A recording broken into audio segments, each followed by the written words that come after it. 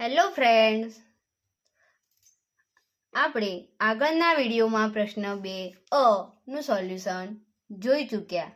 આજે આપણે અહીં પ્રશ્ન 2 એની અંદર પ્રકરણ 7 દાખલા નંબર 1 ની અંદર 4 દાખલા આપ્યા છે.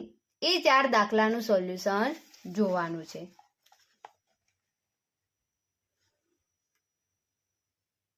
તો અહીંયા મેં બુકની અંદર રકમ લખી જ દીધી છે, બરોબર. પરંતુ આ તમને એક બતાવી દઉં, જે 4 દાખલા આપ્યા છે એ 4 દાખલા. તો શરૂ કરીએ પ્રશ્ન 1. 20% ડિસ્કાઉન્ટથી જયેશે ટી શર્ટ ખરીદીને ₹100 બચાવ્યા, તો ટી શર્ટની કિંમત અગાઉ કેટલી હશે? અહીંયા કહ્યું છે કે જે ડિસ્કાઉન્ટ છે, ડિસ્કાઉન્ટથી ટી શર્ટ ખરીદે છે જયેશ, બરોબર. અને કેટલા રૂપિયા બચાવે છે? ₹100. પરંતુ ડિસ્કાઉન્ટ પહેલાં જે ડિસ્કાઉન્ટ છે 20% એ નહોતું આપ્યું આપણને, બરોબર. તો એના પહેલાં શર્ટની કિંમત કેટલી હશે? ટી શર્ટની કિંમત તો જોઈએ. ડિસ્કાઉન્ટ કેટલું છે?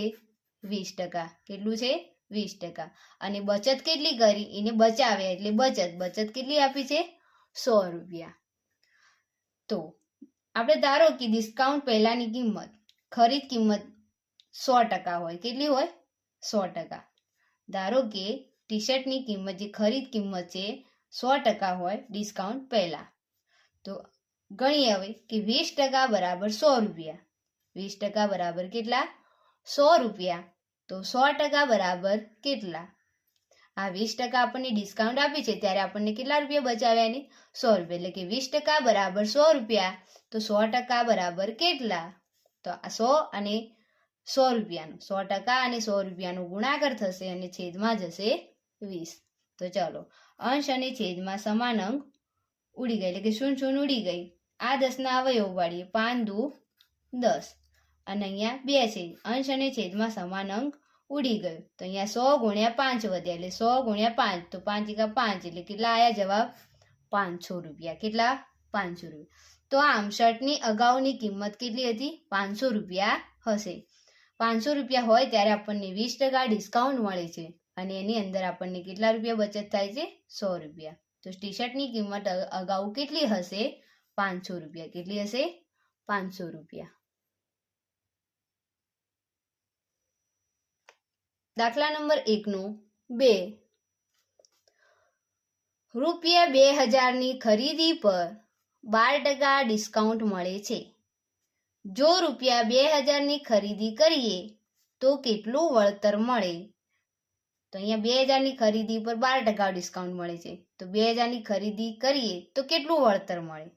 તો ચાલો, ખરીદ કિંમત કેટલી છે? 2000. કેટલી છે? ₹2000. અને ડિસ્કાઉન્ટ કેટલું મળે છે? 12%. તો વળતર આપણે અહીંયા રૂપિયામાં શોધવાનું છે. તો કે વળતર બરાબર 2000ના 12%. તો 2000 નાની જગ્યાએ ગુણાકાર કરીશું અને 12ના 12 લખીશું. ટકાનું ચિહ્ન ગાંઠતા 12ના છેદમાં શું લખીશું? 100. ચલો, અંશ અને છેદમાં 0 ઉડી ગઈ. તો હવે વધ્યા 20 ગુણ્યા 12, એટલે કે 12 દુ 24 અને પાછળ 0 લગાવીએ એટલે કેટલા રૂપિયા મળે છે? ₹240 મળે છે. તો કે ₹2000ની ખરીદી કરીએ તો આપણને 12% ડિસ્કાઉન્ટ મળે છે. તો વળતર કેટલા રૂપિયા મળ્યું? ₹240. તો આમ આપણને ₹240 વળતર મળે. દાખલા નંબર 1 પ્રશ્ન 3. ઘનશ્યામે સ્વેટર ખરીદ્યું, જેમાં 25% ડિસ્કાઉન્ટ મળતા તેણે ₹200ની બચત કરી. તો ડિસ્કાઉન્ટ મળતા પહેલા સ્વેટરની કિંમત કેટલી હશે? જેવી રીતે પ્રશ્ન દાખલા નંબર 1 પ્રશ્ન 1 જોયો એના જેવો છે, બરોબર. અહીંયા ડિસ્કાઉન્ટ કેટલું આપણને આપ્યું છે? 25%. કેટલું આપ્યું છે? 25%. અને કેટલા રૂપિયા બચાવે છે? બચત કેટલા રૂપિયાની કરી? અને ₹200. તો ધારો કે બચત પહેલા, એટલે કે ડિસ્કાઉન્ટ પહેલા ₹100 હતી, બરોબર.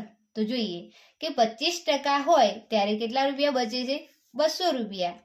તો 100%, ટકાવારી કુલ કેટલા હોય? 100. તો 100% હોય ત્યારે કેટલા રૂપિયા હોય? તો 100% ગુણ્યા ₹200 છેદમાં 25. આ 100ના અવયવ પાડીએ. 25 ચોગા 100 અંશ અને છેદમાં 25 25 ઉડી ગયા. વધ્યા 4 ગુણ્યા 200, તો 4 દુ 8 એટલે 800 રૂપિયા બચે છે. કેટલા રૂપિયા બચે છે? 800 રૂપિયા. તો કે 25% ડિસ્કાઉન્ટ મળતા એની 200 રૂપિયાની બચત કરી, તો એ ડિસ્કાઉન્ટ પહેલા સ્વેટરની કિંમત કેટલી હશે? 800 રૂપિયા. તો ડિસ્કાઉન્ટ મળતા પહેલા સ્વેટરની કિંમત રૂપિયા 800 હશે. દાખલા નંબર 1 નો પ્રશ્ન 4. રીટા તેના પગારમાંથી રૂપિયા 4000 બચાવે છે. જો તે તેના પગારના 10% હોય તો તેનો પગાર કેટલો હશે? તો અહીંયા બચત કેટલી આપી છે આપણને? 4000 રૂપિયા. અને ટકા કેટલા આપ્યા છે એના? 10%. પગારના કેટલા ટકા બચાવે છે? 10%. તો ધારો કે પગાર 100% હોય. કેટલો હોય? 100%. તો એવી રીતે લઈએ કે 10% બરાબર કેટલા રૂપિયા બચાવે છે? 10% બચત કરે છે ત્યારે 4000 બચાવે છે. તો 100% પગાર હોય ત્યારે કેટલા રૂપિયા હશે? તો 100 ગુણ્યા 4000 છેદમાં આવશે 10. અંશ અને છેદમાં 1 શૂન્ય ઉડી ગઈ. તો 4000 ગુણ્યા 10 કરો એટલે આપણને કેટલા રૂપિયા મળે છે? 40000 રૂપિયા. કેટલા મળે છે? 40000. તો આમ રીટાનો પગાર રૂપિયા 40000 હશે. એનો 40000 રૂપિયા પગાર હોય ત્યારે એમાંથી એ 10% બચાવે છે ત્યારે એને કેટલા રૂપિયાની બચત કરે છે? 4 રૂપિયા. તો કે પગારના 10% એટલે કુલ પગાર કેટલો થયો? 40000 રૂપિયા થયો. તો વિદ્યાર્થી મિત્રો, અહીંયા આપણે પ્રશ્ન 2 બ એની અંદર દાખલા નંબર 1 ના 4 પ્રશ્નો જોયા. હવે નેક્સ્ટ વિડીયોની અંદર દાખલા નંબર 2 સાથે મળીશું.